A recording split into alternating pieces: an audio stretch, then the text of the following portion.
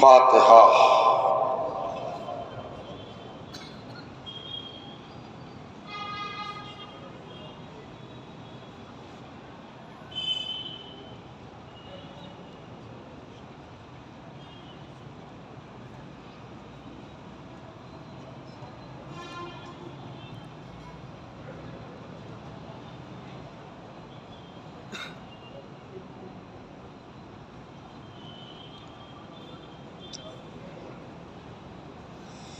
اعوذ باللہ السمیع العلی العظیم من الشیطان اللعین الرجیم، بسم اللہ الرحمن الرحیم، الحمد للہ الذی ہدانا لہذا وما كنا لنهتدي لولا أن هدانا الله، لقد جاءت رسل ربنا بالحق، الصلاة والسلام على رسول الثقلين محبوب رب المشرقین والمغربین، جد الحسن والحسین، سیدنا و مولانا ابی القاسم محمد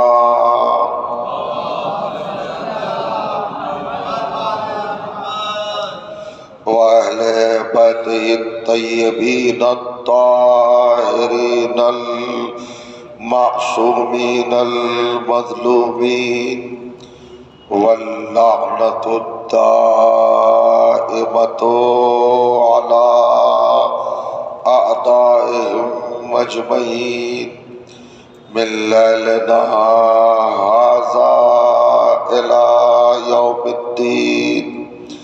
اما بعد فقد قال سبحانه وتعالى، بسم الله الرحمن الرحيم، قد جاءكم من الله نور وكتاب مبين يهدي به الله من اتبع رضوانه سبل السلام، ويخرجهم من الظلمات إلى النور بإذنه، ويهديهم إلى صراط مستقيم. صلوات.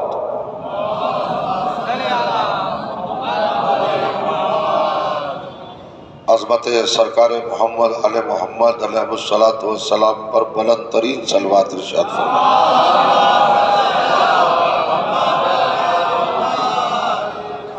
بزرگان عزیز اور برادران ایمان، عزاداران و ماتمداران سرکار سلطان کربلا سید الشہداء علیہ السلام، الحمدللہ آج ہمارے اس نورانی سلسلہ گفتگو کے 5ویں مرحلے کے آغاز کی سعادت حاصل ہو رہی ہے. گزشتہ کی 4 تقاریر میں جو گزارشات و معروضات اور افکار و نظریات آیات قرآنی کی بنیاد پر فضائل اہل بیت علیہ السلام کے تعلق سے آپ کی پاکیزہ اور معتبر سماعتوں کی بارگاہ میں نظر کرنے کا شرف حاصل کیا، یقیناً وہ آپ کے بلند و بالا اور مضبوط و مستحکم حافظوں میں محفوظ ہوں گے. قرآن مجید اور تعارف صراط مستقیم پر یہ تقاریر جاری و ساری ہیں. عنوان کلام کے طور پر قرآن مجید کی جن اہم ترین آیات کو تلاوت کرنے کی سعادت حاصل کی جا رہی ہے، یہ کلام الہی کے 5ویں سورہ یعنی سورہ مبارکہ المائدہ کی 2 متصل اور باہم 15ویں اور 16ویں آیات۔ ارشاد ہوتا ہے قد جاءکم من اللہ نور و کتاب مبین۔ اے آدم کی اولاد، فرزندان آدم، گروہ انسانی، جماعت بشریت اور لشکر آدمیت، ہم نے تمہاری ہدایت کے لیے، تمہاری رہبری کے لیے اور تمہاری پیشوائی کے لیے اور تمہارے سامان ہدایت اور نجات فراہم کرنے کے لیے اپنی بارگاہ سے 2 معتبر ترین رہبروں کا انتظام کیا ہے۔ 2 رہنماؤں کو ہم نے معین فرمایا ہے اور 2 ہادیوں کو ہم نے منتخب کیا ہے۔ ایک ہادی کا نام نور ہے اور دوسرے رہبر کا نام کتاب مبین ہے، یعنی پہلا ہادی علی ابن ابی طالب علیہ السلام ہے اور دوسرا ہادی اللہ کی مقدس کتاب قرآن مجید ہے۔ سوال یہ پیدا ہوتا ہے کہ مقام ہدایت پر، منزل ہدایت پر اور مرحلہ رشد و نجات پر 2 رہبروں کی ضرورت کیا تھی، 2 ہادیوں کی حاجت کیا تھی؟ اللہ خالی قرآن کو بھیج دیتا، سیرت الہی بھی تھی، جیسے حضرت موسیٰ کی بارگاہ میں اللہ نے توریت کو بھیجا، جیسے حضرت داؤد کے لیے اللہ نے زبور کو بھیجا، اور جیسے جناب عیسیٰ کے لیے اللہ نے انجیل کو بھیجا، ویسے ہی سرکار ختمی مرتبت کے لیے قرآن کو بھیج دیتا۔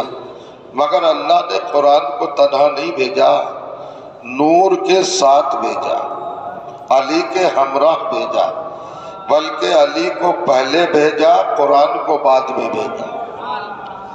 اللہ کا نور، رب العزت کا نور، خالق مطلق کا نور اور پروردگار عالم کا مظہر صفات اور دلیل ذات مولا متقیان کی ہستی مبارک بن کے آئی۔ پہلے آپ تشریف لائے، اس کے بعد قرآن آیا۔ آپ ذرا سا غور فرمائے، فکر کریں، قرآن کو تنہا نہیں بھیجا، توریت کی طرح، زبور کی طرح، انجیل کی طرح۔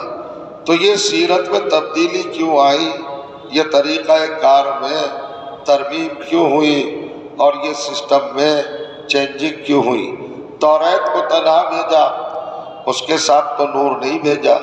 زبور کو تنہا بھیجا، اس کے ساتھ نور نہیں بھیجا۔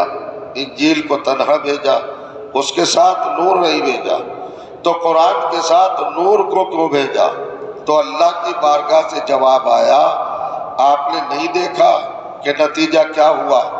ہم نے توریت کو بغیر نور کے بھیجا تھا، زبور کو بغیر نور کے بھیجا تھا، انجیل کو بغیر نور کے بھیجا تھا۔ تو تینوں کتابوں کو بدل دیا گیا، چینج کر دیا گیا۔ تینوں کتابوں کے احکامات کو، اوامر کو، نواہی کو، حقیقتوں کو، صداقتوں کو اور ان کی معنویت کو، روحانیت کو، ریالٹی کو، ان کے پیغامات کو، ان کے میسیجز کو لوگوں نے مسخ کر دیا۔ اپنی رائے، اپنا خیال، اپنا ارادہ، اپنا پروگرام، اپنی پالیسی اور اپنے ذاتی اغراض و مقاصد کو جناب موسیٰ کے بعد بنی اسرائیل نے توریت میں داخل کر دیا۔ جناب داؤد کے بعد نصارہ نے زبور کا وہی حشر کیا، اور جناب عیسیٰ کے بعد عیسائیوں نے انجیل کو بدل ڈالا۔ لیکن قرآن نہ آج تک بدلا ہے، نہ قیامت تک بدلے گا۔ کیوں نہیں بدلا اور کیوں نہیں بدلے گا؟ توریت کیوں بدل گئی؟ زبور کیوں بدل گئی؟ انجیل کیوں بدل گئی؟ تو اللہ نے کہا وہ بغیر نور کے آئی تھی اور یہ نور کے ساتھ آیا ہے۔ ترجمہ کروں تو لطف آئے گا، وہ علی کے بغیر آئی تھی، یہ علی کے ساتھ آیا ہے۔ صلوات پڑھتے محمد و آل محمد پر۔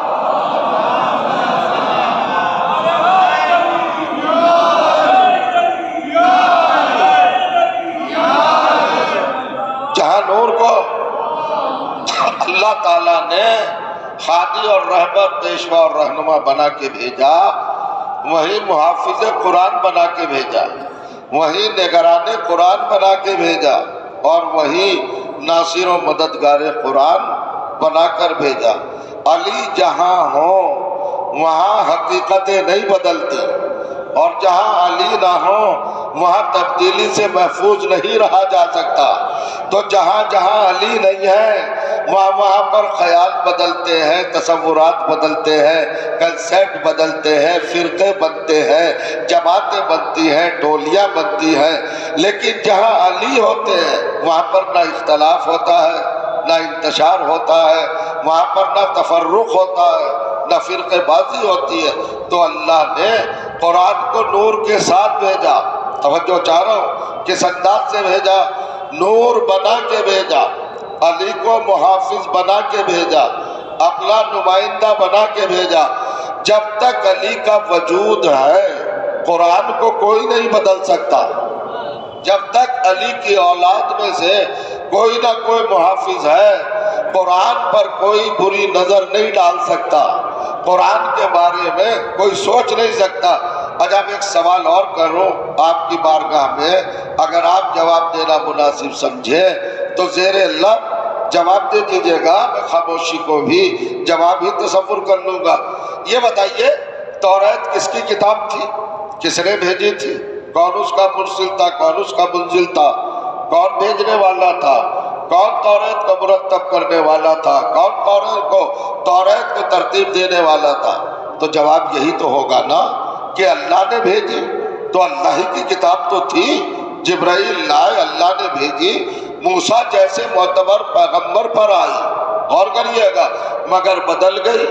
زبور کس نے بھیجی؟ کہ اللہ تعالیٰ نے بھیجی۔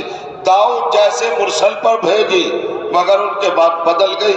انجیل کو کس نے بھیجا؟ کہ اللہ نے بھیجا۔ اور کس کے سینہ اقدس پر بھیجا؟ کہ حضرت عیسیٰ کے سینے پر بھیجا۔ تو عیسیٰ گئے اور انجیل بدل گئی۔ پوچھنا چاہ رہا ہوں، غور کریے، یہ تینوں کتابیں بندوں نے نہیں بنائی تھی، یہ سقیفہ کے خلیفہ کی طرح لوگوں نے ترتیب نہیں دی تھی، لوگوں نے مرتب نہیں کی تھی، لوگوں نے ان کو جنم نہیں دیا تھا، وجود نہیں دیا تھا، شہود نہیں دیا تھا، ظہور نہیں دیا تھا۔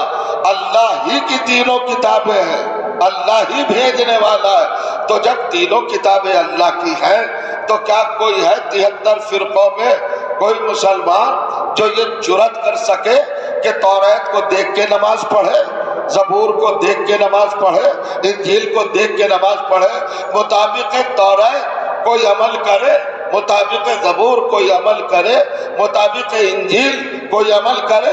کہ نہیں صاحب نہیں کر سکتے۔ جو بھی عمل ان کتابوں کو دیکھ کے کیا جائے گا وہ منہ پہ مار دیا جائے گا۔ اب قیامت تک قرآن پہ عمل ہوگا۔ توجہ جا رہا ہوں، نماز قرآن کو دیکھ کے پڑھی جائے گی، روزہ قرآن کو دیکھ کے رکھا جائے گا، زکوٰۃ قرآن کو دیکھ کے دی جائے گی، حج قرآن کو دیکھ کے کیا جائے گا، جہاد قرآن کو دیکھ کے کیا جائے گا۔ تینوں کتابوں کا عقیدہ ہے، عمل نہیں ہے۔ اگر عمل کر لیا تو حدر ہو جائے گا، ختم ہو جائے گا۔ اللہ نے کیا پیغام دیا ہے؟ پروردگار نے کہا یہ چاروں کتابیں میری ہیں مگر 3 منسوخ ہو گئی، 3 کی گارنٹی ختم ہو گئی، 3 کی ویلیڈیٹی ختم ہو گئی۔ ان کو قرآنی اصطلاح میں منسوخ ہونا کہتے ہیں، یعنی گارنٹی ختم ہو گئی۔ تو اللہ بتانا یہ چاہتا ہے کہ اگر میں بھی 4 بناؤں تو 3 بیکار ہو جاتے ہیں، چوتھا قیامت تک رہتا ہے۔ میں کچھ کہہ گیا، صلوات پڑھے محمد و آل محمد پر۔ اور ذرا بلند ترین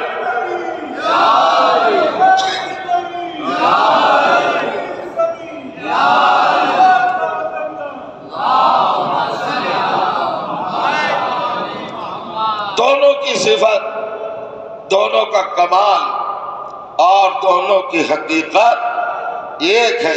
قرآن بھی اللہ کے یہاں سے آیا اور علی بھی اللہ کے یہاں سے آئے۔ بڑا فرمائے نہ کوئی علی کا جواب نہ کوئی قرآن کا جواب۔ آپ نے کبھی احتیاط پروردگار کو دیکھا اسکیم آف گاڈ کیا مقرر ہوئی ہے؟ قرآن کے اوپر اگر شک ہوا، ڈاؤٹ ہوا، اختلاف ہوا، تمرد ہوا، بغاوت ہوئی، سرکشی ہوئی اور قرآن مجید کے اگینسٹ وہ لوگ آئے جو طاغی تھے، جو برباد تھے، جو کافر تھے، جو مشرک تھے، آپ نے قرآن پڑھا ہوگا تو آپ کو محسوس ہوگا ابو لہب، ابو جہل، عتبہ، عتیبہ، شیبہ، وائل، خالد، عاص، مشرک، کافر، منافق، بے دین، سرکش، بےہودے، ناہنجار، بے ادب، بد تہذیب، غور کریے گا، جن کے پاس کچھ خوبی تھی نہیں، انہوں نے یلغار کیا، انہوں نے حملہ کیا اور کہا کہ یہ قرآن اللہ کی کتاب نہیں ہے، یہ پروردگار کا صحیفہ نہیں ہے، یہ تو محمد نے اپنی خواہشات سے گڑھ لیا ہے، پیغمبر نے بنا لیا ہے۔ تو یہ ایک چیلنج تھا، ایک دعویٰ تھا، ایک فیک نیوز تھی، ایک غلط پروپیگنڈا تھا، ایک رومر تھا، تاکہ لوگ قرآن کے قریب نہ آئیں۔ کافر سماج نے، مشرک سوسائٹی نے، منافق ماحول نے یہ کریٹ کیا کہ یہ کلام اللہ کا نہیں ہے، یہ کتاب اللہ کی نہیں ہے، یہ صحیفہ اللہ کا نہیں ہے۔ تو اب اللہ نے کیا کیا؟ اللہ نے کوئی معجزہ نہیں دکھایا، اللہ نے گردن دبا کر زبردستی نہیں کہا کہ مان لو۔ اصل میں عرب والے اپنے تکلم پر، اپنی سخنرانی پر، اپنے ادب پر، اپنے لٹریچر پر، اپنی تہذیب پر بڑا ناز کرتے تھے، بڑا فخر کرتے تھے، سب کو عجم کہتے تھے۔ عجم کا مطلب لغت میں، ڈکشنری میں گونگا ہے، یعنی ان کے سامنے پوری دنیا گونگی تھی۔ اور عرب کا مطلب ہے بولنے والا، طلیق اللسان۔ غور کریے گا، جس کی گفتگو سب پہ حاوی آ جائے اسے عرب کہتے ہیں۔ عرب اپنے آپ کو عرب کہتا تھا، ساری دنیا کو عجم کہتا تھا، گونگا کہتا تھا۔ وہی دنیا کو گونگا کہنے والا عرب اپنے ادب پر افتخار کرنے والا، ناز کرنے والا، گھمنڈ کرنے والا، جب قرآن پہ اعتراض کرتا ہے، حملہ کرتا ہے، تو اللہ انہی کی فیلڈ میں چیلنج کرتا ہے، انہی کے میدان میں چیلنج کرتا ہے اور کہتا ہے۔ سورہ بقرہ دوسرا سورہ 28 آیت 28 نمبر پڑھیے گا جا کر۔ اللہ نے کہا کافروں سنو، مشرکوں سنو، منافقوں سنو، اپنے ادب پر تمہیں بڑا ناز ہے اور میرے کلام پر تمہیں ڈاؤٹ ہے، شک ہے، تم فساد پھیلانا چاہتے ہو، اپنے آپ کو بڑا سخندان اور بڑا اہل تکلم اور اہل کلام جانتے ہو، اپنے آپ کو زبان والا جانتے ہو، سب کو گونگا سمجھتے ہو، تو ایک کام کرو، ان کنتم فی ریب مما نزلنا علی عبدنا فاتوا بسورۃ من مثلہ۔ اللہ نے چیلنج کیا کہ میں نے اپنے حبیب کے سینے پر جو قرآن نازل کیا ہے، اگر اس میں تمہیں ذرہ برابر بھی شک ہے، ڈاؤٹ ہے، تردد ہے، توہم ہے، تشکک ہے، الجھن ہے، ٹینشن ہے، بودریشن ہے، تیقن نہیں ہے، ایمان نہیں ہے، تو ایسا کرو کہ جب میرا محمد اتنا بڑا قرآن بنا سکتا ہے تو اس کے جواب میں ایک سورہ بنا لاؤ۔ اور جو چاہ رہا ہوں بلا فرمائے، کیا ڈیمانڈ کی؟ ذرا محسوس کیجئے گا میں کس منزل پہ لایا ہوں۔ یہ اللہ کی پالیسی قابل توجہ ہے، اس پر ذرا دیکھیں۔ اللہ نے کافروں کو، مشرکوں کو، منافقوں کو پریشان نہیں کیا، ان پر الگ سے زور نہیں ڈالا۔ بہت سیدھی سی بات کہی ہے، جب میرا اکیلا محمد اتنا بڑا قرآن بنا سکتا ہے تو تم سب مل کر ایک چھوٹے سے سورے کا جواب لے آؤ۔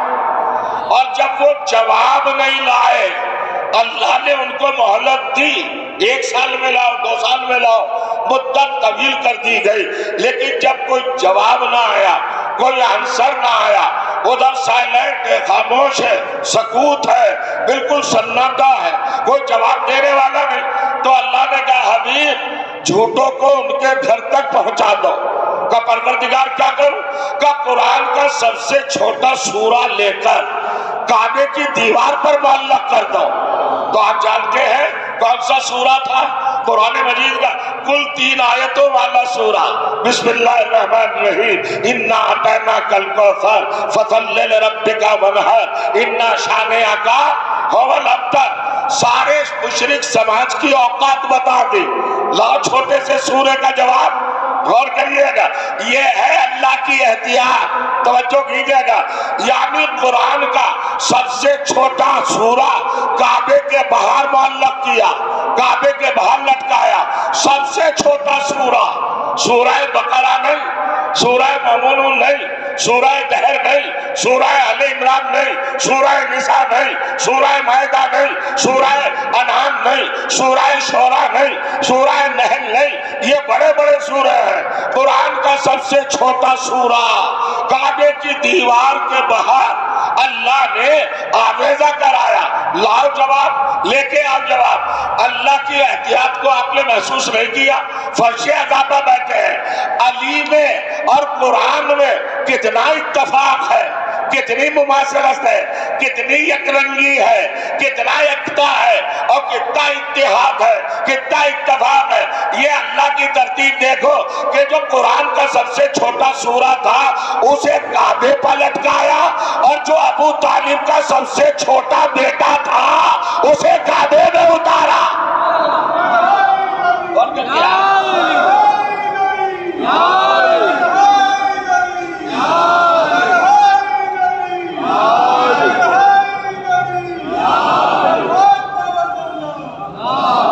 کچھ باتیں، کچھ کیفیات اور کچھ پہلو اور کچھ رخ۔ قرآن مجید کا سورہ کہاں آویزہ کیا گیا، کہاں معلق کیا گیا، کہاں چسپاں کیا گیا؟ کعبے کی دیوار پر۔ چونکہ مشرک کافر سب آتے تھے کعبے کا طواف کرنے، آئے دیکھے، اب قرآن کے چھوٹے سورے کو جب پڑھا، کافروں نے جو ادب میں مہارت رکھتے تھے، جو بہت زیادہ سخندانی کا دعویٰ کرتے تھے، اپنے ہی آپ کو صاحب زبان سمجھتے تھے، باقی سب کو گونگا، ان کے سردار نے جب اس سورے کو پڑھا تو کیا کہا؟ بسم اللہ الرحمن الرحیم، انا اعطیناک الکوثر فصل لربک وانحر انا شانئک هو الابتر۔ تو چکرا کے کہا ما ھذا کلام البشر، یہ بشر کا کلام نہیں ہے۔ توجہ چاہ رہا ہوں، یعنی کیسے انکار کیا؟ کلام بشر ہونے سے انکار کیا۔ تو کیا علی قرآن کے برابر ہے؟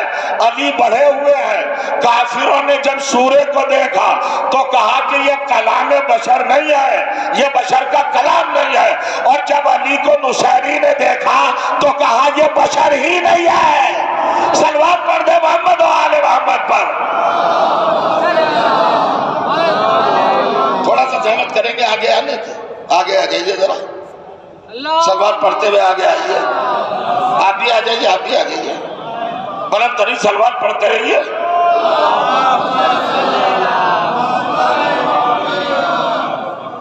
ہے نا میری گزارش، میری گفتگو، میری کجبل بیانی آپ کی سماعتوں سے ٹکرا رہی ہے نا؟ آپ کے ذہن و دل تک رسائی پا رہی ہے نا؟ کیا کہا؟ ما ھذا کلام البشر۔ اچھا آپ یہ سوچتے ہوں گے کہ چیلنج کافروں کو تھا، منافقوں کو تھا، مشرکوں کو تھا، عرب کے بدووں کو تھا، دہقانوں کو تھا، بد سلیقہ لوگوں کو تھا، انہیں جو بالکل سرکش تھے، کیا انہی سے خطاب تھا؟ اونٹ چرانے والوں سے، اپنی عقل کو باندھنے والوں سے، اس سے تھا۔ عرب میں پوری دنیا میں ایک عرب قوم ہے جو عقل کو باندھتی ہے، باندھ کے رکھتی ہے، کیا اسی سے تھا خطاب اللہ کا؟ چیلنج نہیں، صبح قیامت تک چیلنج باقی ہے، قائم ہے۔ ٹیکنالوجی ہے، سائنس ہے، نیوکلر بم ہے، ایٹم بم ہے، اسکائی لیب ہے، انٹرنیٹ ہے، واٹس ایپ ہے، کیا کیا بنا لیا دنیا نے۔ میں پوچھنا چاہ رہا ہوں، مہینوں کی راہ کو گھنٹوں میں طے کرنے کے وسائل سائنسدان نے بنا لیے ہیں، حل کر لیے ہیں، لیکن ایسے لوگوں سے جو زمین سے اٹھ کر آسمان تک پہنچ گئے، ان سے بھی یہی خطاب ہے، یہی چیلنج ہے کہ ہوائی جہاز بنا لیا، ایک سورہ بنا کے دکھاؤ۔ پوچھنا چاہ رہا ہوں تم نے اس کا لیب بنا لیا، ایک سورہ بنا کے دکھاؤ، چھوٹا سا سورہ بنا کے لاؤ، الفاظ تمہارے، لہجہ تمہارا، ورڈنگ تمہاری، تلفظ تمہارا، وائس تمہاری، صدا تمہاری، آواز تمہاری، گفتگو تمہاری، بول چال تمہاری، لینگویج تمہاری، لسانیات تمہارے، بنا لاؤ۔ الگ سے تھوڑا ہی ہے بھائی، سورہ کوثر میں لفظ تو اربوں کے ہی ہے، اللہ نے ترتیب دی ہے، تو بنا لاؤ اس کے برابر کا سورہ۔ وہ تو بنا کے نہیں لائے، تو امریکہ سے کہیے بنا لائے، رشیا سے کہیے بنا لائے، یورپ سے کہیے کہ بنا لائے، آسٹریلیا سے کہیے کہ بنا لائے، ٹیکنالوجی والوں سے کہیے کہ ایک سورے کا جواب لے آؤ۔ تو ہم یہی تو کہنا چاہتے ہیں کہ بے غیرتی کے دلدل میں نہ پھنسے مسلمان، اور ذرا اس رویے کو دیکھ کر فیصلہ لینے کی صلاحیت ڈالے۔ وہ سورہ جسے اللہ نے اپنے حبیب کے ذریعے کعبے کے باہر آویزہ کرایا تھا، جب اس کا جواب آج تک نہ آ سکا، تو جسے پیدا ہی کعبے میں کیا ہو اس علی کا جواب کیا آئے گا؟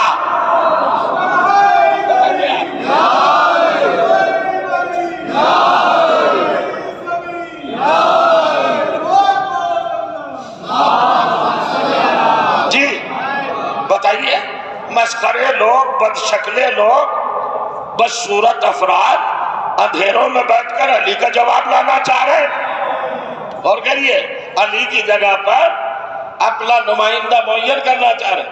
اللہ نے چیلنج کیا، لاؤ قرآن کے سورے کا جواب لاؤ، ایک سورے کا جواب لاؤ۔ یہی تو بتانا مقصد تھا کہ جو کعبے کے باہر ہے، جب اس کا جواب نہیں تو جو کعبے کے اندر ہے۔ فرمایا یہ کیا ہوا صاحب؟ کعبے میں علی کو کیوں پیدا کیا؟ کعبے میں علی کو پیدا ہی نہیں کیا بلکہ اہتمام کیا ہے۔ فرمایا غور کریے، اللہ کی طرف سے انتظام خاص ہوا ہے۔ آپ نے نہیں دیکھا جب فضیلتوں کا پلیٹ فارم اللہ بناتا ہے تو کائنات انسانیت کو دعوت فکر دیتا ہے۔ کتنا فرق ہے؟ جناب مریم اللہ کے گھر میں پلی پہلے دن سے، اور ماں بننے کے وقت تک، ذری دیر پہلے تک اللہ کے گھر میں رہی، لیکن جب ماں بننے کا وقت آیا تو اللہ نے کہا نکل جائے، میرے گھر سے چلی جائے۔ مریم کو نکالا، عیسیٰ کی ماں کو نکالا، علی کی ماں کو بلایا۔ تو چہرہ عیسیٰ کی ماں کو، رسالت کی ماں کو، نبوت کی ماں کو نکالا ہے نا۔ کون ہے جناب مریم؟ بی بی کون ہے؟ معظمہ کون ہے؟ مقدسہ کون ہے؟ یہی تو بتانا چاہتے ہیں پروردگار۔ کمال کی بات ہے، ذرا دیکھیں ایک ایک قدم پر فضیلتوں کے سمندر ٹھاٹے مار رہے ہیں۔ اللہ نے مریم سے کہا، الٹیمیٹم ہے، اخرجی من البیت، مریم ہمارے گھر سے جائے باہر، اخرجی باہر چلی جائے، انہو بیت العبادہ لا بیت الولادہ، یہ عبادت کا گھر ہے، ولادت کا گھر نہیں۔ اور ذہن علی میں ایک بات اور رہے کہ اگر عیسیٰ اللہ کے گھر بیت المقدس میں پیدا بھی ہو جاتے تو کوئی پریشانی نہیں تھی، کوئی نقص واقع نہ ہوتا، اس لیے کہ مریم ہے بتول اور عیسیٰ ہے رسول، دونوں پاک ہیں، وہ جگہ کے نجس ہونے کا امکان نہیں تھا، مگر اللہ نے پھر بھی کہا کہ آپ چلی جائیں، کیونکہ کسی اور کی عظمت کا اعلان کرنا تھا۔ جی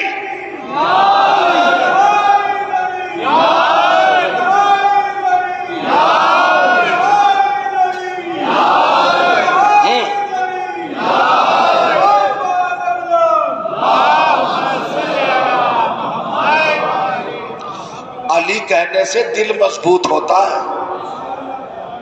جہاں علی آ جائے وہ مقام کعبہ ہوتا ہے۔ تکلف نہ کیا کہ جی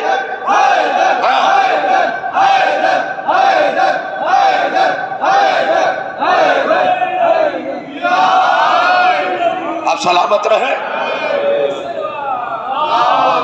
کسی کی فضیلت، کسی کا رتبہ، کسی کا مرتبہ اور کسی کی عظمت کا مرقع زمانے کے سامنے رکھ رہا ہے. بیوی سے کہا جائیے اخرجی من البیت انہو بیت العبادہ، یہ عبادت کا گھر ہے، ولادت کا گھر نہیں ہے.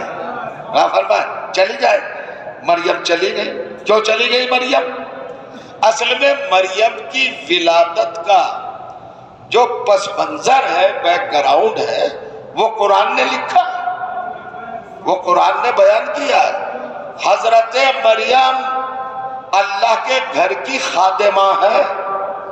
خادمہ کی حیثیت سے مریم کی ماں نے اللہ کی بارگاہ میں دعا کر کے مریم کو مانگا تھا.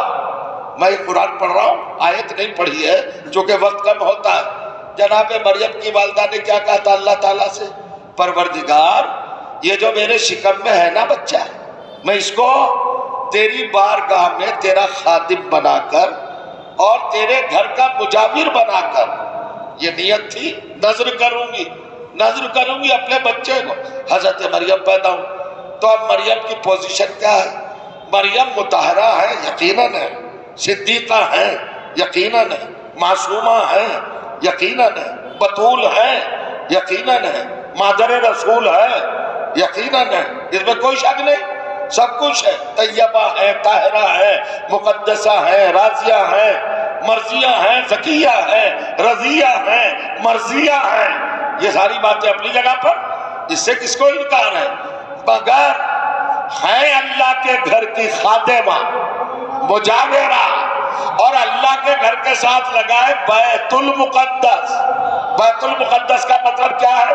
اگر مریم بیت المقدس میں ماں بن جاتی اور عیسیٰ پیدا ہو جاتے تو مریم بھی اہل بیت ہو جاتی، عیسیٰ بھی اہل بیت ہو جاتا. اللہ بتانا چاہتا ہے یہ خادم بیت ہے، اہل بیت نہیں ہے. اب پتہ نہیں مجھے آپ کہاں ہوں گے. اتنے مرتبوں والی، اتنے درجوں والی، عصمت کی شہزادی، طہارت کی خزادی، انبیاء کے خاندانوں کی آبرو، رسالتوں کے خانوادے کی عزت، ایسی بڑی خاتون، ایسے عظیم کردار کی خاتون قرآن نے مہر لگائی کہ یہ اہل بیت میں نہیں ہے. تو مسلمان خبردار، اب جسے اہل بیت میں داخل کرنا ہے اسے مریم سے بہتر ثابت کرنا ہوگا.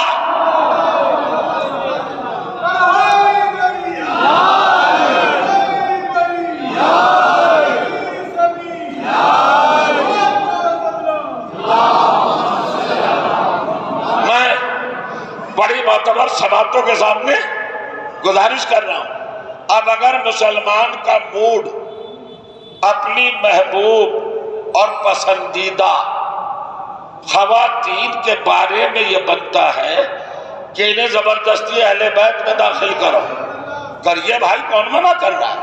ہم کب منع کر رہے ہیں؟ مگر شرط ہے کہ مریم سے بہتر ثابت کرو، چونکہ مریم تو اہل بیت ہے نہیں.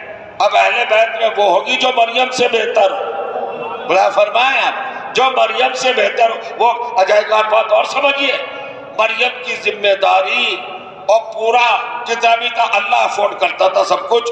مریم کو اللہ کھانا اللہ بھیجتا تھا جناب مریم کے لیے، آسمان سے آتا تھا، جنت سے آتا تھا، صبح و شام. ارے بھائی بریک فاسٹ، ڈنر، لنچ، ساری چیزیں، ڈرنکنگ واٹر، سب کہاں سے آتا تھا؟ جنت سے آتا تھا. تفصیل تو پھر کسی اور موقع پر. آج تو سرسری طور پر آپ کی خدمت میں ایک رخ پیش کرنا چاہتا ہوں. حضرت مریم کے لیے کھانا کہاں سے آتا تھا؟ اللہ کی طرف سے. قرآن کی آیت پڑھ دوں اگر مزاج ہمایوں پہ گرا نہ ہو. جناب زکریا جو مریم کو پال رہے تھے، وہ رشتے میں آپ کے خالو ہوتے تھے، پیغمبر تھے، رسول تھے. ان کے لیے قرآن لکھتا ہے، سنیے، سورہ آل عمران 3 سورہ آیت نمبر 37 جناب زکریا کے لیے جو ان کے خالو جان تھے، پیغمبر تھے، رسول تھے، معصوم تھے، ان کی گفتگو نقل کی ہے قرآن نے. کہتے کلما دخل علیہا زکریا المحراب، جب کلما اینی ٹائم، جب بھی کوئی بھی وقت ہوا، صبح شام دوپہر رات، حضرت زکریا علیہ السلام کلما دخل زکریا علیہ المحراب، جب جناب مریم کے حجرے میں روم میں آپ تشریف لے جاتے تھے، داخل ہوتے تھے، انٹر کرتے تھے، تو وجدہ عندہا رزقا، تو جناب مریم کے پاس وہ تازہ ترین رزق پاتے تھے، خوشبودار، بڑا لذیذ، بڑا خوبصورت۔ بھائی نبی تھے، سمجھ جاتے تھے، تو بے اختیار پوچھتے تھے، قالا یا مریم، بیٹی لخت جگر نور نظر شہزادی بتاؤ، انا لکے ھذا، یہ رزق تمہارے پاس کہاں سے آیا؟ اب تفصیل نہیں دے رہا، پوچھا نا۔ جناب مریم کے پاس جب تازہ ترین رزق دیکھا، معطر، خوشبودار، بہترین، تو بے اختیار کیا پوچھا؟ قالا، تو فوراً کہا، انا لکے ھذا یا مریم، بیٹی یہ رزق کہاں سے آیا؟ دروازہ تو ہے نہیں، روشن دان تو ہے نہیں، ونڈو تو ہے نہیں، کہاں سے آیا؟ یہ کمرہ، یہ روم، یہ حجرہ، یہ تو لوکیٹ ہے، مقفل ہے، تالا لگا ہوا ہے، پھر رزق کہاں سے آیا؟ اور کریے گا، رزق کہاں سے آیا؟ تو جناب مریم نے ایک جملہ کہا، ہوا من عند اللہ، یہ اللہ کی طرف سے آیا ہے خالو جان، ان اللہ یرزق من یشاء بغیر حساب، اور جب اللہ کسی کو رزق دینا چاہتا ہے تو وہ حساب جگاڑ اگاڑ نہیں دیکھتا کہ دروازہ کھلا ہے کہ نہیں کھلا ہے، ونڈو کھلی ہے کہ نہیں کھلی ہے۔ ایسا مجھے لگے کہ سبھی کی سمجھ میں آ رہا ہے۔ کیا کہا؟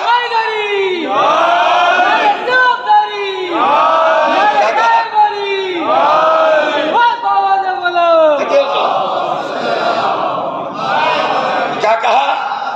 جناب مریم نے جو ریپلائی کی ہے، جواب دیا ہے، آنسر دیا ہے، جواب دیا جناب زکریا علیہ السلام کی استفسار پر، انا لکے ھذا، یہ تعجب کے لیے بولا جاتا، مریم یہ کہاں سے آیا؟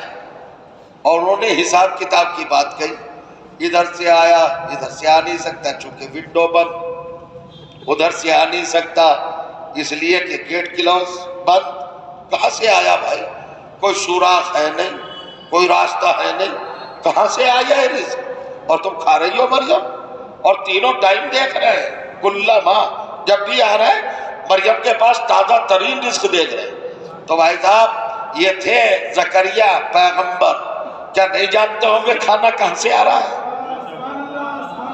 آپ کے شہر حیدرآباد میں کچھ ہوٹل تو فیمس ہوں گے، حیدرآباد کی بریانی تو بڑی مشہور ہے بھائی، ہے بھائی، فلیٹ جاتی ہے، باہر جاتی ہے، دبئی جاتی ہے، کہاں جاتی ہے کہ نہیں جاتی حیدرآبادی بریانی؟ اب اس بریانی میں بھی کوالٹیز ہوں گی، اس ہوٹل کی، اس جگہ کی، یہ مجھے تو پتہ نہیں، آپ ہی بتائیے، کوئی بریانی تو مشہور ہوگی نا۔ جب آپ کسی کے سامنے بریانی رکھیں گے یہ کہہ کر یہ کہ فلاں جگہ کی ہے، تو جو ایکسپرٹ ہوگا فوراً کہہ دے گا نہیں صاحب وہاں کی نہیں ہے، اس کا ٹیسٹ الگ ہے، اس کی خوشبو الگ ہے، اور کیجئے گا، یعنی آپ تو پہچان لیے کہاں کی ہے کہاں کی نہیں، اور نبی وقت نہیں پہچاننا یہ غذا کہاں سے آئی ہے؟ فرمائیں کہاں سے آئی ہے بیٹی یہ غذا تمہارے پاس تازہ ترین؟ تو مریم کہتی ہے ہوا من عند اللہ، خالو جان یہ تو اللہ کی طرف سے آئی ہے، اور اللہ تعالیٰ جب دینا چاہتا ہے تو وہ حساب کتاب نہیں دیکھتا، وہ آگ میں کیڑا پیدا ہونے والے کیڑے کو رزق پہنچاتا ہے، وہ پتھر میں وجود رکھنے والے جرثومے کو رزق دیتا ہے۔ اور مریم نے کہا خالو جان آپ مجھ سے پوچھ رہے ہیں یہ رزق کہاں سے آیا؟ جب آپ شکم مادر میں تھے تو جو شکم مادر میں رزق بھیج سکتا ہے وہ حجرے میں کیوں نہیں بھیج سکتا؟ نہیں سوچا آپ نے؟ مجھے نہیں پتا آپ کہاں ہوں گے۔ حضرت مریم معصومہ کا جواب کتنا سولیڈ ہے، کتنا مضبوط ہے۔ خالو جان آپ بھی تو بطن مادر میں رہے ہیں، شکم مادر میں رہے ہیں، نظام غذا تو وہاں بھی تھا نا، آپ کو غذا ملی تھی شکم مادر میں، کس نے دی تھی؟ اللہ نے، کہ جیسے شکم میں بھیجا ویسے حجرے میں بھیجا، مگر علماء نے یہاں پر دخل دیے بغیر اپنے آپ کو نہیں روک سکے، انہوں نے کہا نہیں اصل میں دروازے تو بند تھے، کھڑکیاں تو بند تھی، ونڈو تو کلوز تھی، کوئی سوراخ تھا نہیں، کوئی روشن دان تھا نہیں، مگر وہ جو کھانا لے کے آتے تھے وہ حضرت جبرائیل تھے۔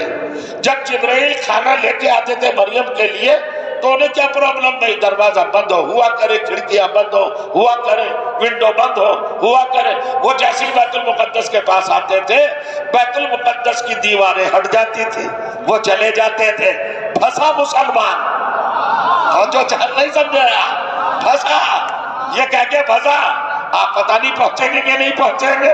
مریم کی غذا کے لیے جبرائیل کی آمد پر کیا کہا مسلمان نے؟ جبرائیل آتے تھے تو اللہ کے گھر کی دیوار ہٹ جاتے تھے۔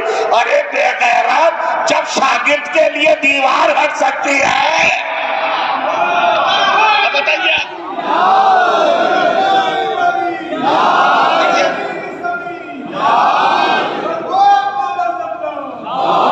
یہ حقائق ہے،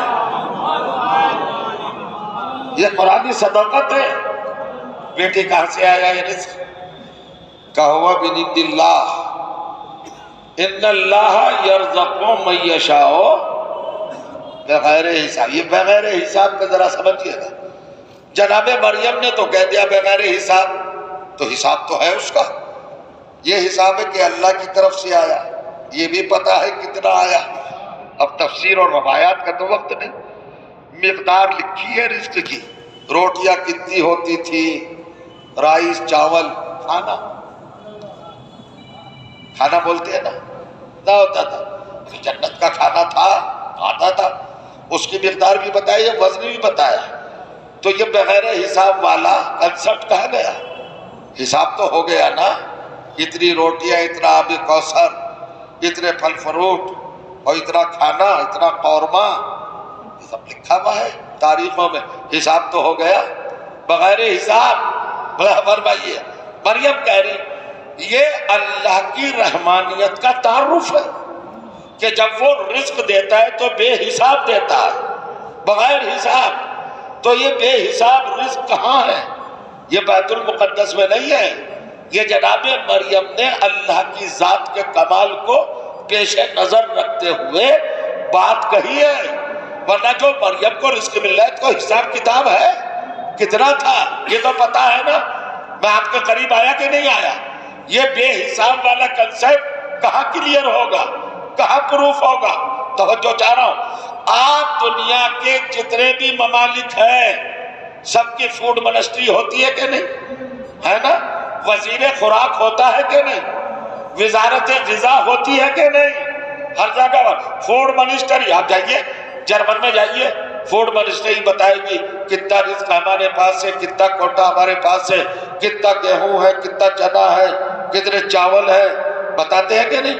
کتنا خرچ ہوتا ہے، کتنے کی ضرورت ہے۔ کوئی ملک ہے ہی نہیں ایسا جو لسٹ معین نہ کرتا ہو، ایشو نہ کرتا ہو، بتاتا نہ ہو ہمارے یہاں اتنا رزق خرچ ہوتا ہے۔ تو ہر جگہ پر رزق کا حساب ہے، اور اللہ ہے بغیر حساب دینے والا۔ تو وہ رزق کہاں ہے جو بے حساب ہے؟ میں پوچھنا چاہ رہا ہوں، غور کریے گا، کہاں ہے وہ رزق جس کا کوئی حساب ہی نہیں؟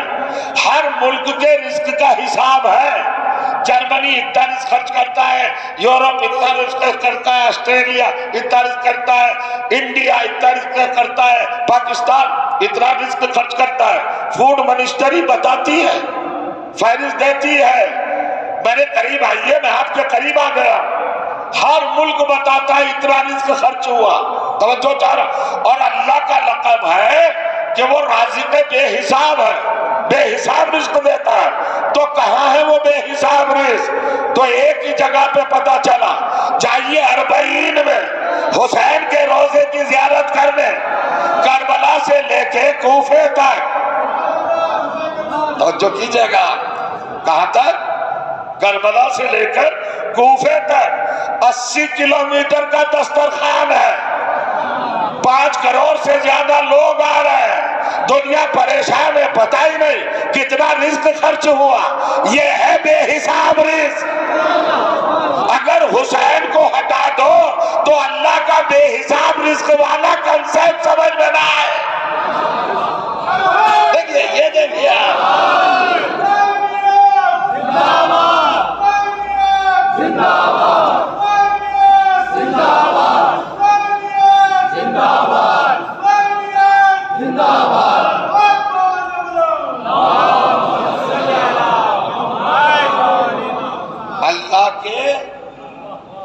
رزق بے حساب ہونے کے مظہر حسین ہے، دے رہا ہے اتنا رزق۔ کسی کے پاس بایو ڈاٹا ہے بیورا کہ کوفے سے کربلا تک کتنا رزق صرف ہوتا ہے؟ ارے اس شہر سے تو ظاہر جاتے ہیں، کیا اہتمام ہوتا ہے؟ اور یہ تو ایک دسترخوان کی بات ہے، دنیا میں جو دسترخوان بچتے ہیں، کون سی مجلس ہے حیدرآباد میں جہاں رزق نہیں تقسیم ہوتا؟ جسمانی رزق بھی بڑھتا ہے، روحانی رزق بھی بڑھتا ہے، توجہ چاہ رہا ہوں، عقیدوں کا رزق بھی بڑھتا ہے۔ یہ حسین کا دربار ہے، اگر کیلکولیشن کرنے بیٹھیں حساب داں تو یہی نہیں بتا سکتے کہ حیدرآباد میں کتنا رزق صدقہ ہوتا ہے، حسین کے نام پر کتنا لٹایا جاتا ہے۔ یہ تو ایک شہر کی بات ہے، دوسرے شہروں میں جائیے، پھر ایک کنٹری ہندوستان کو دیکھیے، پھر دنیا کے ممالک دیکھیے، یعنی حسین کے چاہنے والے عزادار حسین کے نام پر رزق لٹا کر دنیا کو بتانا چاہتے ہیں کہ وہ ملعون جس فرقے پر بیعت مانگ رہا تھا حسین سے حکومت حاصل کرنے کے لیے، حسین کے دیوانے ہر سال نہ جانے کتنے یزید کے ملک بہا دیتے ہیں۔ کتنی مملکت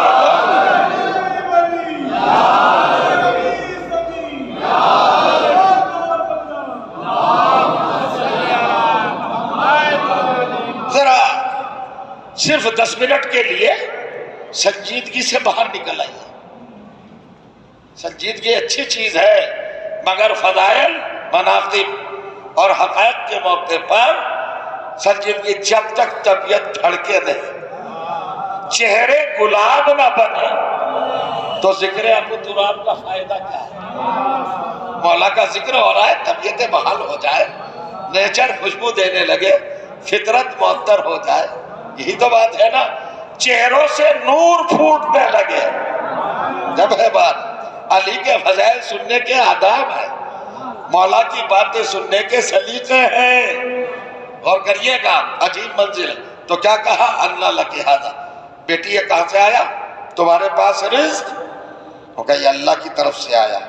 بس ایک پوائنٹ، ایک نکتہ، جناب مریم کی خدمت، دیکھ بھال، نگرانی، تحفظ، پرورش، ربوبیت، گارڈینشپ کس کے پاس ہے؟ حضرت زکریا۔ اسٹیٹس کیا ہے ان کا؟ رسول، نبی، معصوم، پیغمبر، پروفیٹ، جناب زکریا ہے، وہ پال رہے مریم۔ لیکن حضرت زکریا کو زحمت نہیں دی اللہ نے کہ رزق کا اہتمام کرو، اپنی جنت سے بھجوایا۔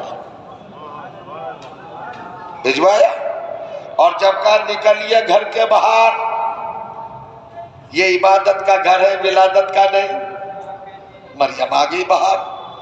ادھر عیسیٰ متولد ہوئے، پیدا ہوئے، گود میں عیسیٰ ہیں، اب مریم ماں بن چکی۔ جب تک اللہ کے گھر میں تھی ماں نہیں تھی، اب ماں بنی، ماں بن گئی نا۔ آج کی میڈیکل سائنس بھی کہتی ہے کہ جب کوئی خاتون ماں بنتی ہے تو ماں بننے کے ہنگام اس کو کمزوری دامن گیر ہوتی ہے، تو اس وقت کیلوری چاہیے اس کو، ایسی غذائیں جو طاقت دے فوراً۔ سب سے زیادہ کیلوریز جس میں ہے وہ ہے کھجور، رطب۔ اور کریے گا، اب پڑھیے قرآن۔ جناب مریم عیسیٰ کو گود میں لیے بیٹھی ہے، اب اللہ کے گھر میں نہیں ہے۔ اللہ کے گھر میں تو ہر وقت رزق آ رہا تھا، جبرائیل لے کے آ رہے تھے۔ تو کیا اب جبرائیل چھٹی پہ چلے گئے یا سسپینڈ ہو گئے؟ کیا ہے بھائی، ہے نہیں جبرائیل تو کیوں نہیں لاتے؟ کیا جنت میں فوڈ ختم ہو گیا، غذائیں ختم ہو گئی؟ کیا جنت کے درختوں نے پھل دینا چھوڑ دیا؟ کیوں نہیں بھیجتا خدا؟ جب تک گھر میں تھی تنہا تھی، جب تک تو صبح و شام، دوپہر رات رزق بھیجتا رہا، اور اب ماں بنی ہے۔ اجازت ہے پڑھو قرآن۔ جب مریم کو بھوک لگی، ویکنیس محسوس ہوئی، کمزوری، ماں بنتے ہی تو آواز آئی وَإِلَيْكَ بِجِزْءِ النَّخْلَةِ تُسَاقِطْ عَلَيْكَ جَنِيًّا هُزِّي إِلَيْكَ بِجِزْءِ النَّخْلَةِ. پڑھیے قرآن، کیا قیامت ہے. آواز آئی مریم یہ کھجور ہے خشک، اسے ہلاؤ. ہلاؤ. کس کی آواز تھی؟ کون بولا؟ فَنَادَاهَا مِن تَحْتِهَا. آغوش مریم سے بیٹا بولا جو ابھی پیدا ہوا ہے. والدہ گرامی بھوک لگی ہے، آپ کو کمزوری ہے، آپ ابھی ہماری ماں بنی ہے، ویکنیس ہے، آپ کو غذا کی ضرورت ہے. تو کہا آواز، یہ قرآن پڑھ رہا ہوں میں، سورہ مریم، قرآن مجید کا 19واں سورہ، 22ویں آیت. پڑھیے آپ. منہ جناب عیسیٰ کا صرف کتنا ہے؟ ابھی تو گود میں آئے ہیں. ذرا سمجھیے قرآن، کیا قیامت ہے. ہم سے لوگ کہتے ہیں پہلے بیت کو بہت مانتے ہیں، تو ہم قرآن کی بنیاد پہ مانتے ہیں. قرآن مجید نے کیا کہا؟ کیا کہا؟ حُزِّي إِلَيْكَ بِجِزْءِ النَّخْلَةِ. جس کہتے ہیں شاخ کو، نخلا کہتے ہیں رطب کو، کھجور کو. اور حُزِّي یہ صیغہ ہے امر کا مؤنث، فیمیل کے لیے آرڈر. جناب عیسیٰ کہہ رہے حُزِّي إِلَيْكَ بِجِزْءِ النَّخْلَةِ. اما جان، والدہ گرامی، یہ کھجور کی سوکھی ہوئی شاخ پکڑیے، ہلائیے. توجہ کیجئے گا. یہ لے کے بِجِزْءِ النَّخْلَةِ تُسَاقِطْ عَلَيْكَ رُطَبًا جَنِيًّا. اما پھر دیکھیے بہت سا تازہ تازہ رطب ٹپکیں گے، آپ کی آغوش میں گریں گے. یہ رزق بھی اوپر ہی سے آئے گا. محسوس کر لیا آپ نے؟ رزلٹ سنیے گا. کیا کہا جناب عیسیٰ نے؟ اما جان ہلائی. اب پڑھے لکھے لوگوں میں زبان کھول رہا ہوں بھائی، آپ تو صاحبان دانش ہے نا، صاحبان خرد. یہ بتائیے حضرت عیسیٰ کی ڈیٹ آف برتھ کیا ہے؟ جی نہیں، 25 دسمبر. 25 دسمبر ہے نا. 25 دسمبر کا ویدہ موسم کیا ہوتا ہے؟ سردیوں کا. اور کھجور سردی میں آتی نہیں. پہلے تو کھجوروں کا موسم نہیں، دوسرے درخت سوکھا ہوا ہے، اور حضرت عیسیٰ بھی 1 گھنٹے کے بھی نہیں. اور ماں سے کہہ رہے ہلاؤ، یہ کھجور ابھی تازہ پھل دے گا. میں کچھ کہنا چاہ رہا ہوں، اگر آپ جاگ رہے ہیں تو سوچیں، مریم کا بیٹا مریم سے کہہ رہا ہے سوکھے کھجور کو ہلاؤ، تازہ پھل آئے گا. آپ بتاؤ قرآن سر پہ رکھ کر کہ جناب مریم نے جب ہلایا تو تازہ پھل آئے کہ نہیں؟ کس کے کہنے پہ آئے؟ عیسیٰ کے کہنے پہ آئے. تو عیسیٰ تو سوکھے کھجور کو اگر کہے کہ پھل دے دے، وہ تو پھل دے دے گا. اور حسین راہب سے کہے کہ ہم نے تجھے 7 بیٹے دیے.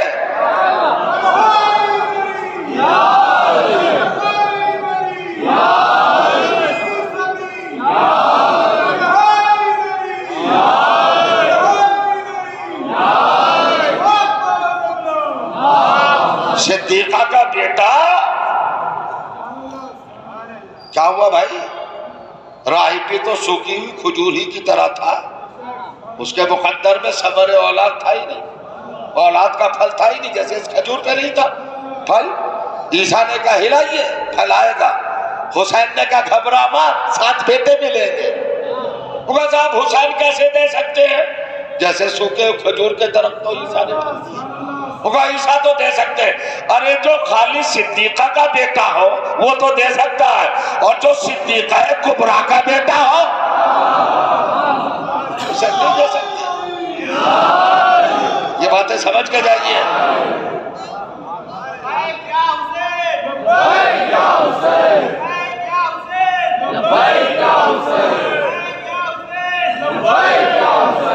بس میرے عزیزوں،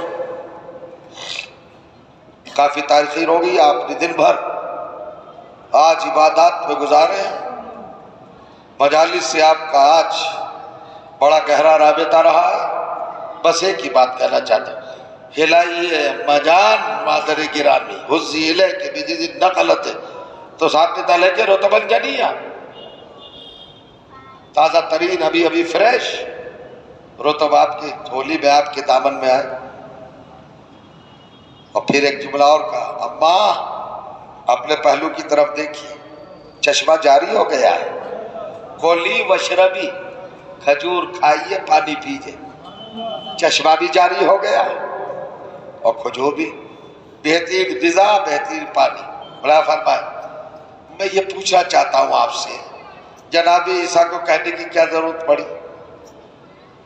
بھائی جناب مریم کو اسٹرگل تو کرنا پڑا، زچگی کی حالت میں اٹھنا، کھجور کے شاخ کو ہلانا، بہت دیر تک بھوکا رہنا، اسٹرگل تو کیا۔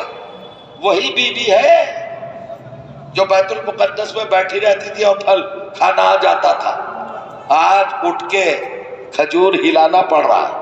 پروردگار جنت کا آتا ہوا کھانا کیوں رکا؟ آواز آئی اب یہ ہمارے گھر سے باہر چلی گئی، خود تو گئی نہیں، آپ ہی کے حکم پہ تو گئی ہے۔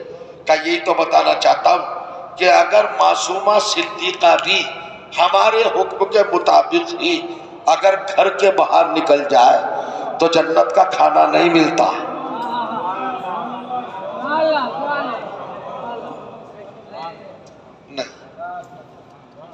نہیں انصاف نہیں ہوا۔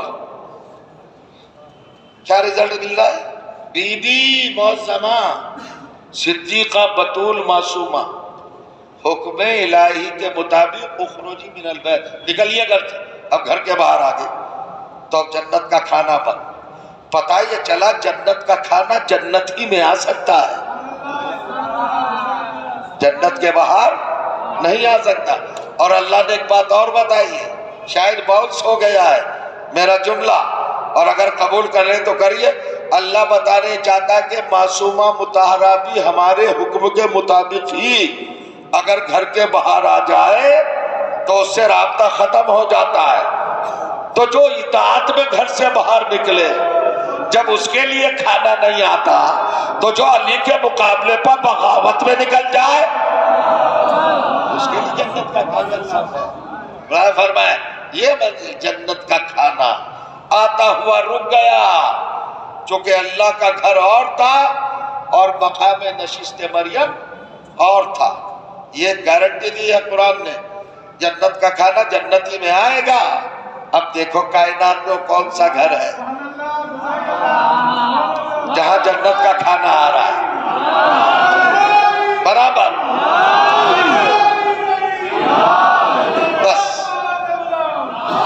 ممنون متشکر، وقت تمام ہو گیا عزیزوں۔ ابھی آپ ہمارے اکبر میاں سے نوحہ بھی سماعت فرمائیں گے اور اپنا فریضہ بھی آپ کو انجام دینا ہے، مقصد تخلیق وہ بھی آپ کو عمل میں لانا ہے۔ آج 25 محرم ہے، دن بھر آپ نے گریہ کیا، ایک ایسے وارث غم کو آج روئے ہیں آپ جو 37 یا 40 سال اپنے باپ کو روتا رہا۔ میں 5 یا 6 منٹ آپ سے لینا چاہوں گا۔ شہادت سید سجاد کیا ہے؟ ابھی وہاں مقبہ ذرا کم تھا یا ماشاءاللہ آپ آئے دور دراز سے، گرہ کاظمی کا ماتم بھی ہوگا۔ اب ذرا سمجھئے، وہ جناب زینب کے حالات پر آپ کو مسدس سناتے ہیں ہمیشہ، مگر میں ابھی ایک روایت میں پڑھ رہا تھا وہاں ناچارم، وہ آپ کو بھی سنا دوں۔ سید سجاد کیا ہے؟ سید سجاد جب 21 رمضان کو میرے مولا اور آپ کے مولا اس دنیا کو چھوڑ کر بارگاہ الہی میں جا رہے ہیں تو آپ کے 18 بیٹے اور 7 بیٹیاں سب جمع ہیں مولا کے چاروں طرف بحالت طواف سب ہیں۔ مولا نے وصیتیں کی، کچھ نصیحتیں فرمائی، کچھ مستقبل کے لیے باتیں آپ نے ارشاد فرمائی۔ اس کے بعد ایک ایک سے رخصت ہوئے۔ حسن سے کہا جھکو بیٹے، حسن کی پیشانی کا بوسہ لیا۔ حسین جھکو بیٹے، ان کی پیشانی کا بوسہ لیا۔ حضرت عباس آئے، ان کی پیشانی کا بوسہ لیا۔ 18 کے 18 بیٹوں کی پیشانی کو چھو۔ اب بیٹیاں آئیں، بیٹیوں کو کلیجے سے لگایا۔ دل سے لگایا. اب سنیے، اس کے بعد میرے مولا نے اسی حالت میں کہا حسین لبیک یا بتا کیا حکم ہے بابا. اب سنیے، کہو میرا 2 سال والا علی کہاں ہے؟ سید سجاد کی عمر کتنی ہے؟ 2 سال. جب مولا علی کی شہادت مانگنے ہو رہی ہے 21 رمضان 40 ہجری، سید سجاد کی عمر کتنی ہے؟ 2 سال. کہاں ہے میرا 2 سال والا علی؟ کہاں ہے میرا غیرتدار بیٹا؟ کہاں ہے میرا غیور وارث؟ کہاں ہے غیرتوں کا پروردگار؟ آپ کی آوازیں بلند ہو گئی. رونے میں بخل نہ فرمائیے گا، رومال زہرا کو شکوہ نہ رہ جائے. بھئی اتنا خیال رہے. میرا بیٹا کہاں ہے؟ 2 سال والا علی کہاں ہے؟ سید الشہداء نے، میرے مظلوم مولا نے امام حسین نے کہا بابا سید سجاد تو آپ کی چارپائی کا پایا پکڑے کھڑے. کہا لاؤ میری گود میں دو میرے لال کو. سید سجاد کو آغوش میں لیا اور سینے سے لگائے لگائے اٹھے. علی بستر پر، بستر شہادت پر، چند لمحے ہیں دنیا چھوڑنے میں، ضرب کاری لگی ہے سر پر. علی نے 2 سال کے سید سجاد کو سینے سے لگایا اور اٹھے. بس جملہ سن لے جو کہا ہے. جملہ کہتے ہیں اب سید سجاد کی پیشانی نہیں چومی، سید سجاد کی آنکھوں کو چوما. بیدار ہو گئے کہ نہیں آپ؟ سید سجاد کی 2 سال کے اپنے لخت جگر کی آنکھوں کو چوما. اور وہ جو میرے مولا نے جملہ کہا وہ ہدیہ کر رہا ہوں آپ کو. کہتے ہیں فدیتو بعین کلتی ترا بناتی ارایا. سید سجاد میرے 2 سال کے علی، تیرا دادا علی تیری ان دونوں آنکھوں پر فدا ہو جائے، تیری ان دونوں آنکھوں پر فدا ہو جائے جو میری بیٹیوں کو میری نہ دیکھے گی.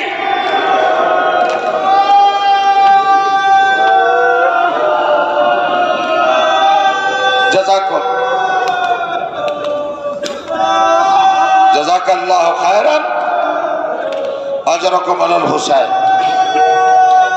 21 سال پہلے میرے مولا نے بتا دیا تھا کہ شہزادیوں کی ردائیں چھنیں گی. آپ یہ سمجھتے ہیں کہ سید سجاد 25 محرم کو شہید ہوئے ہیں؟ ذرا محسوس کیجئے گا. ایک چھوٹی سی بات بتانا چاہتا ہوں. سید سجاد کے کتنے القاب ہیں؟ زین العابدین، سید الساجدین، ذو الصفنات، حلیف قرآن. اللہ فرما رہے زین المجتہدین، رئیس البکائی، رونے والوں کے رئیس. سب سے زیادہ رونے والے جب وضو کے لیے پانی آیا تب روئے، جب کسی نماز کے لیے اذان ہوئی تب روئے. پانی دیکھا تو بابا یاد آیا، اذان سنی تو علی اکبر یاد آیا. ہمیشہ روئے.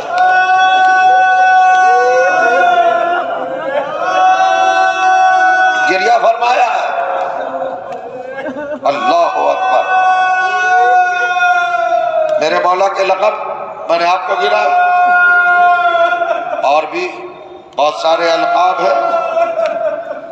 ایک لقب کیا ہے آپ کے لیے نظر کر رہا ہوں. میرے مولا کا ایک لقب ہے رب الغیرت، غیرت کا رب، شرم و حیا کا پروردگار. تو جو رب الغیرت ہو، اب اس کے لیے 1 منٹ کی روایت ہے، سن لیجئے پھر اندھیرا ہو جائے گا، تاریکی چھا جائے گی. منظر ہی ایسا ہے.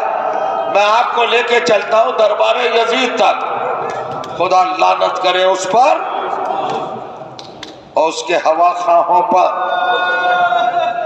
اہل بیت طیبین و طاہرین دربار میں آ رہے ہیں، اور کس طرح لایا جا رہا ہے؟ زیارت فرمائی ہوگی آپ نے، آپ میں سے بہت سارے لوگوں نے سیریا شام گئے ہوں گے، دربار یزید دیکھا ہوگا، جامع اموی بازار شام بھی دیکھا ہوگا، دربار شام بھی دیکھا ہوگا، باب الساعت بھی دیکھا ہوگا۔ باب الساعت سے یزید کے دربار کا فاصلہ بہت زیادہ نہیں ہے، مگر جانتے ہو سیدانیہ کتنی دیر میں گئی ہے؟ 72 گھنٹے لگے ہیں۔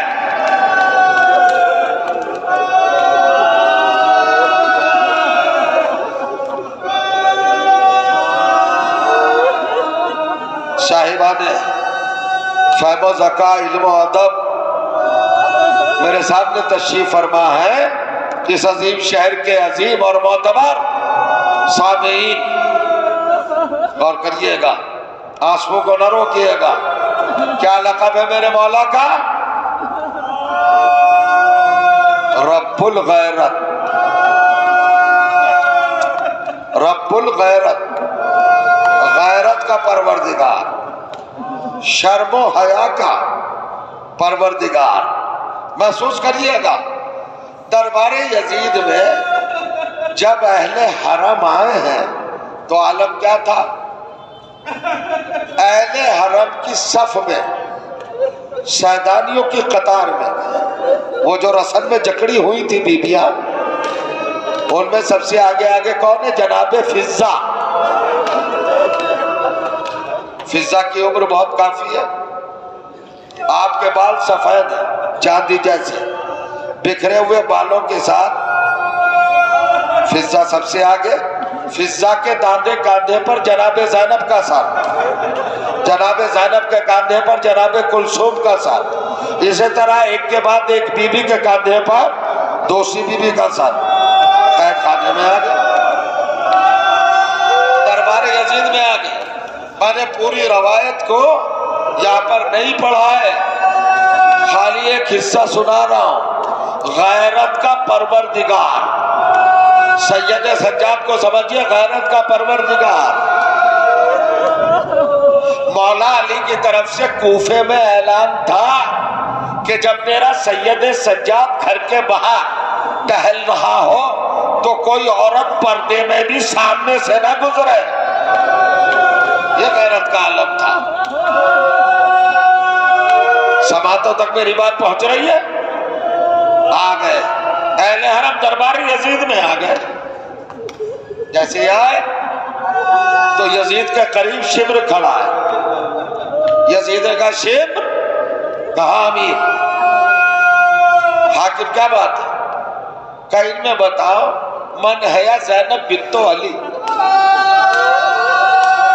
ان میں علی کی بیٹی زینب کون ہے؟ شبر کہتا ہے ما ترید، کیا چاہتا ہے یزید؟ کہا میں چاہتا ہوں زینب سے بات کروں، گفتگو کروں۔ جیسے یزید نے کہا گفتگو کروں،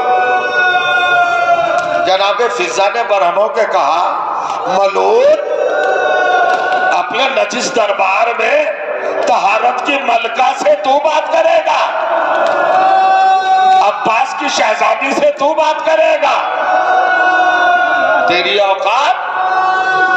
حضرت فضہ کا یہ عقیدے والا حملہ اتنا کاری تھا کہ یزید تلملا کے رہ گیا۔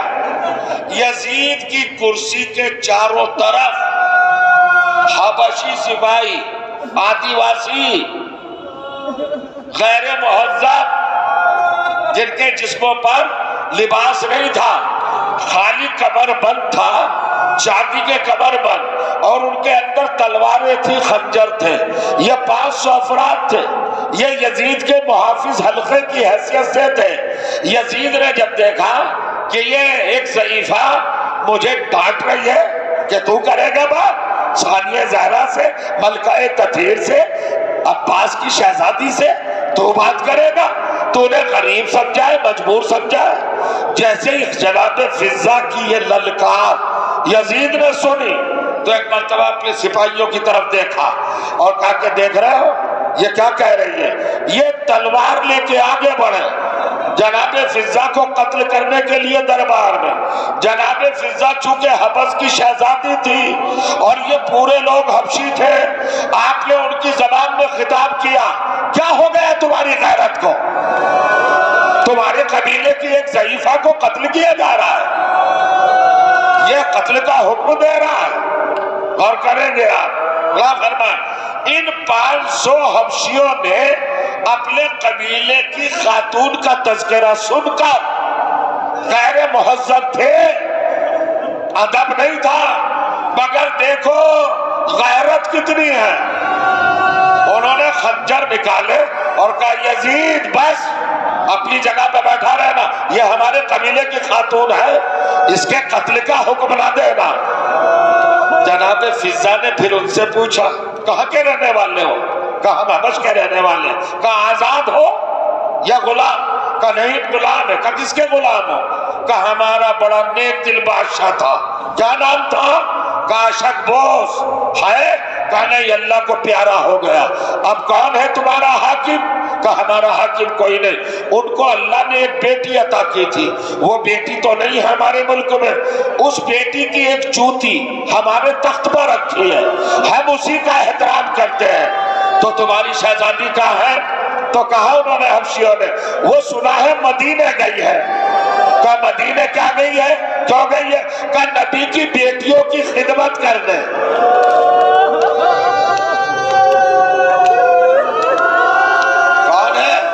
سید سجاد غیرت کے پروردگار، آنسو روک سکو تو روک کے دکھانا. جب ان آدی واسیوں نے، حبشیوں نے، سیاہ فام لوگوں نے، غیر مہذب لوگوں نے یہ سنا اور کہا کہ ہماری شہزادی مدینے گئی ہے. سن لے میرے عزیزوں بس ایک جملہ. جناب فضہ نے ان سے پوچھ لیا تمہاری شہزادی کا نام کیا ہے؟ روک لے آواز. تمہاری اس شہزادی کا نام کیا ہے جو مدینے گئی ہے؟ ارے غیرت داروں ذرا سننا. وہ 500 حبشی غلام جو یزید کے خلاف خنجر نکال کے آ گئے تھے، انہوں نے جست کیا، چپ لگایا اور تخت کو لانگ کر فضہ کو حلقے میں لیا اور سب نے خنجر فضہ کی گردن پر رکھ دی ہے. اور جب خنجر رکھ دیے تو ایک جملہ کہا ان کے سردار نے کہ اگر تو ضعیف نہ ہوتی، اگر بڑھیا نہ ہوتی تو ہم تجھے قتل کر ڈالتے. جناب فضہ نے اتنا پوچھا میری غلطی کیا ہے؟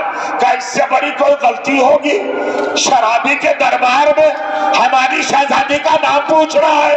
سوچو غیرت کے پروردگار کا کیا ہوا ہوگا جب یہ کہا کہ ہماری شہزادی کا نام دربار میں پوچھ رہا ہے. پوچھ رہی ہو شرابی کے دربار میں.